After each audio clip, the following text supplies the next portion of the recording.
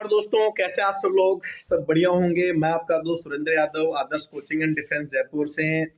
दोस्तों, आज ये वीडियो मैं उन बच्चों के लिए बना रहा हूं जो एसएससी जीडी का एग्जाम दे रहे हैं।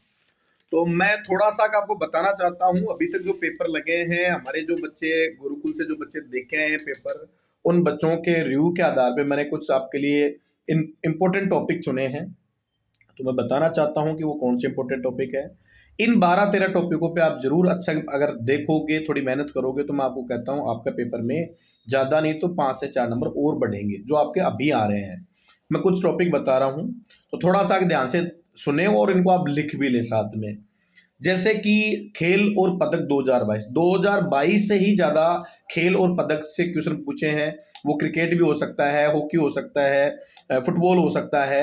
लेकिन 2022 में जो रिलेटेड खेल है, खेल के जो बहुत सारी प्रतियोगिताएं हुई हैं, हो सकता है वो ओलंपिक हो या एशियाड खेल हो, ऐसा कोई भी किस शहर में हुआ, कहाँ हुआ, वहाँ सर्वाधिक जो पदक किसने जीते, किस खेल से जीते गए, ऐसे क्वेश्चंस बार बार पूछे जा रहे हैं।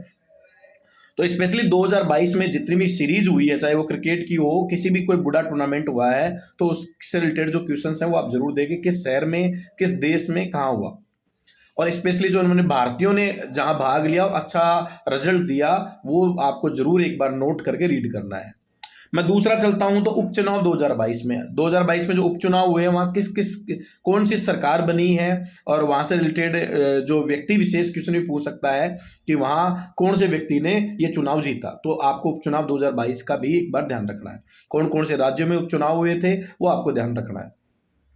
नृत्य, अब देखो, अभी तक पूछा जा रहा था ये नृत्य कहाँ हो रहा है। नृत्य जो भी है आपका जहां जिस राज्य से नृत्य संबंध रखता है, अब उस नृत्य से अब जो क्वेश्चन चेंज हुए उसके बाद में, तो नृत्य किस राज्य से रिलेटेड से आगे आप पहुंच गए, व्यक्ति किस नृत्य से, जैसे बिरजू महाराज है, ठीक है कि नहीं है, या पुरस्कार नृत्य इस जो रिलेटेड किसको पुरस्कार दिया गया है, किस व्यक्ति को इसके लिए पुरस्कार, जैसे कालबेलिया नृत्य के लिए गुलाबो, जो गुलाबो है उसको पुरस्कार मिला है। तो जो नृत्य और उससे रिलेटेड व्यक्ति और उससे संबंधित पुरस्कार आपको याद रखना है। आगे मैं बात करूं तो 2022 में मुख्य नियुक्तियों का मतलब आप समझ गए कि जो हमारी पोस्ट हैं, जैसे हो सकता है सीडीएस का नया कैंडिडेट जो बनाया गया है, सीडीएस का पद अनिल चौहान को मिला, तो कि जैसे किसको मिला, ठीक है कि नहीं है। और जैसे हो सकता है कि किसी मंत्रालय में कोई मुख्य सचिव बदला गया है, या हो सकता है कि जैसे हमारा जो न्यायपालिका उसमें कोई बदलाव हुआ है। तो ऐसे जो मुख्य पद हैं उनसे रिलेटेड मुख्य नियुक्तियां आपको याद रखनी है, उनको एक बार लिख के इंपॉर्टेंट वो नोट करनी है। इसके बाद में दोस्तों बात करें अपन, तो मैं आगे चलता हूं, उत्सव और राज्य को, जैसे कौन सा उत्सव, कौन सा त्योहार किस राज्य से संबंधित है और कहाँ मनाया जाता है। उत्सव त्योहार, एक क्वेश्चन शायद एक मेला का भी था, कौन सा ये मेला कहाँ बढ़ता है।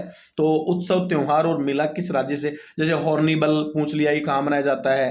तो आप उत्सव और त्योहार देखना है किस राज्य में मनाया जाता है। जैसे पोंगल पूछ लेगा, जैसे पोंगल तमिलनाडु का है, ओणम केरल का है, ठीक है कि नहीं है। हॉर्निबल जो है वो अपना नागालैंड का है, बैसाखी पंजाब और हिमाचल का है, ठीक है कि नहीं है। इस तरह से आगे मैं बात करूं तो पंचवर्षीय योजनाओं से संबंधित क्वेश्चन खूब बचे। 12 पंचवर्षीय योजनाएं हुई हैं, उनसे रिलेटेड मुख्य क्वेश्चन, जिसमें कौन सी पंचवर्षीय योजना में हरित क्रांति आई, या किस पंचवर्षीय योजना का उसका उद्देश्य क्या था, वहाँ कोई भी हो सकता है, इस समय हमारा प्रधानमंत्री कौन था, इससे रिलेटेड क्वेश्चन पूछे गए हैं। फिर पंचवर्षीय योजना योजना आयोग में बदली, तो योजना आयोग जो है योजना से रिलेटेड हमारे क्वेश्चन पूछ लेगा।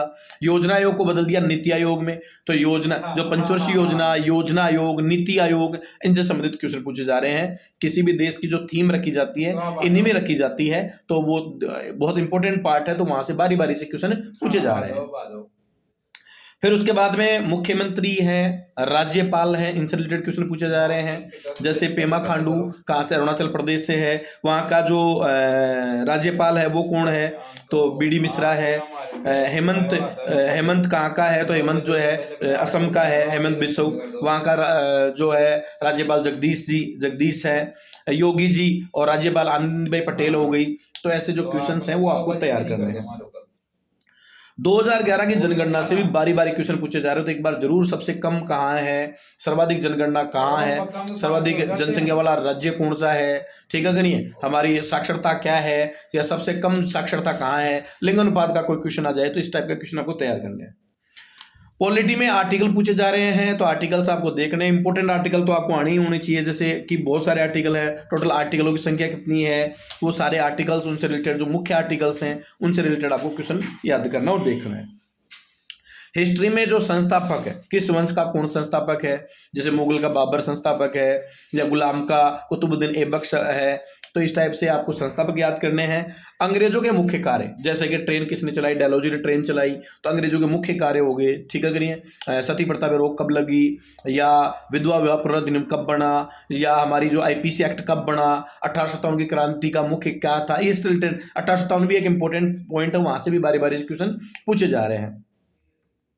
इसके बाद मैं बात करूं, इसके आगे चलूं ज्योग्राफी में, तो ज्योग्राफी में नदियों से रिलेटेड क्वेश्चन आ रहा है, झील से रिलेटेड क्वेश्चन आ रहा है, बांध से रिलेटेड क्वेश्चन आ रहा है, और ऊर्जा से रिलेटेड क्वेश्चन आ रहा है, ठीक है कि नहीं है। ये बहुत इंपॉर्टेंट पार्ट है, तो इसको आप जरूर देखें और इनको चार्ट बना के आप याद करें। इसके अलावा साइंस में भी चलूं तो विटामिन के क्वेश्चन पूछा गया है, रोग से क्वेश्चन पूछा गया है, ब्लड से क्वेश्चन पूछा है, ब्लड ग्रुप से क्वेश्चन पूछा गया है, केमिस्ट्री में आवर्षण से क्वेश्चन पूछा गया है, फिजिक्स का भी मेरे हिसाब से जो मैंने रिव्यू लिया 7-8 बच्चों का, फिजिक्स का कोई क्वेश्चन नहीं था। रीजनिंग में एक जो सेक्शन आ रहा है सिटिंग रेजिमेंट का, वो थोड़ा सा टाइट सेक्शन आ रहा है, बड़े क्वेश्चन है, तो वो भी आप थोड़ा संभल के करें, उनके प्रैक्टिस पहले ही कर लीजिए। अच्छा, मैं आपको एक चीज बताना चाहता हूं बीच में, आपको किस पैटर्न में पेपर हल करना चाहिए। तो मेरा पर्सनल सजेशन है, आप पहले जीके और हिंदी वाले सेक्शन को कीजिए, क्योंकि फिर उसके बाद में आपका वो पार्ट जो है वो थोड़ा सा हमें टिकी लगाना है, तो वो इजी में हो भी जाएगा, और वो होने के बाद में आपको एक प्रेशर हट जाएगा, प्रेशर रिलीफ हो जाएगा कि मेरा कोई 2 सेक्शन मैंने कर लिए, अब मुझे रीजनिंग और मैथ करनी है, तो आप प्रॉपर टाइम लास्ट में इन पे दे सकते हो।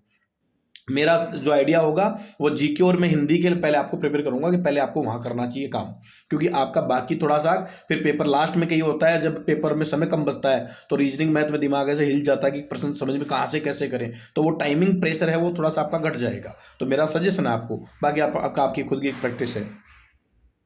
मैथ्स में जो इंपॉर्टेंट टॉपिक है वो लाभ हानि से बारी बारी क्वेश्चन है, ब्याज का बारी बारी से क्वेश्चन है, क्षेत्रमिति का बारी बारी से क्वेश्चन है, परसेंटेज का बारी बारी से क्वेश्चन है। तो ये जो टॉपिक मैंने आपको बताया, इनको आप जरूर एक बार रिवाइज कीजिए और इन पे आप जरूर फोकस कीजिएगा डेली। इनकी एक बार अगर समय बच रहा है तो एक बार इनके क्वेश्चन निकाले, इनके फॉर्मूले देख लीजिएगा, इनका पैटर्न कैसे क्वेश्चन पूछे जाते हैं वो देख लीजिएगा। हिंदी में पर्यायवाची हैं, विलोम है, मुहावरे हैं, लोकोक्तियां हैं, शुद्ध करना और गद्यांश। तो मैं आपको बताऊं, 1-2 गद्यांश का भी अभ्यास आप पुराने प्रीवियस पेपर में जाके गद्यांश से रिलेटेड क्वेश्चंस और गद्यांश से क्वेश्चन कैसे निकालते हैं वो जरूर एक बार प्रैक्टिस कीजिए, तो आपको बेनिफिशियल होगा। तो दोस्तों, ये कुछ पॉइंट मैंने बताए हैं, और ये मैंने जो हमारे 6-7 जो देखे हैं उन बच्चों से रिव्यू लिया था, उस रिव्यू के आधार पे मैंने आपको ये चीज़ बताई है।